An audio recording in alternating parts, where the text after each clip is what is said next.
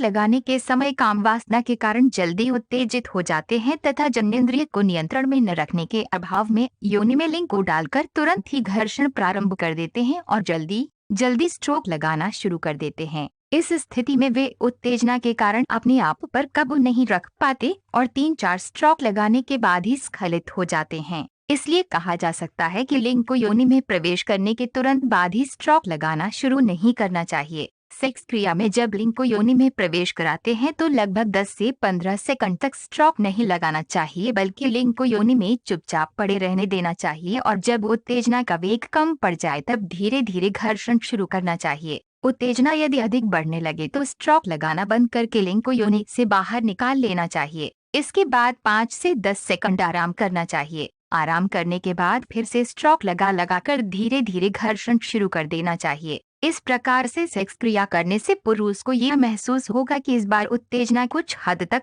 काबू में आ गई है। जैसे ही आपका स्खलन होने लगे वैसे ही लिंग को योनि से बाहर निकाल ले, इससे स्खलन रुक जाएगा। इस प्रकार से संभोग करते समय प्रत्येक बार आराम करने के बाद उत्तेजना पर नियंत्रण बढ़ता जाएगा और 4 से 5 बार इस प्रकार से संभोग करने से स्खलन के समय पर पूरी तरह से नियंत्रण हो जाएगा। जब उत्तेजना पर नियंत्रण हो जाए तो फिर स्ट्रोक की गति को बढ़ाया जा सकता है और फिर एक स्थिति ऐसी भी आ सकती है जिसमें तेज धक्के लगाने पर भी स्खलन नहीं होगा। इस विधि से सेक्स क्रिया 15 मिनट से 1 घंटे तक की जा सकती है। घर्षण रोकने की क्रिया को अधिक से अधिक 3 से 4 बार ही रोकना चाहिए। यदि इससे अधिक बार रोका गया तो स्खलन होने में बहुत अधिक रुकावट उत्पन्न हो सकती है और ऐसा भी हो सकता है कि स्खलन कैसे हो। वीर्य स्खलन बहुत देर तक रुक जाना भी कष्टदायक होता है, क्योंकि बार बार वीर्य स्खलन में रुकावट उत्पन्न होने से स्खलन केंद्र पर नियंत्रण समाप्त हो जाता है और पुरुष स्खलन के अभाव में पसीने पसीने से तर होकर बेचैन होने लगता है।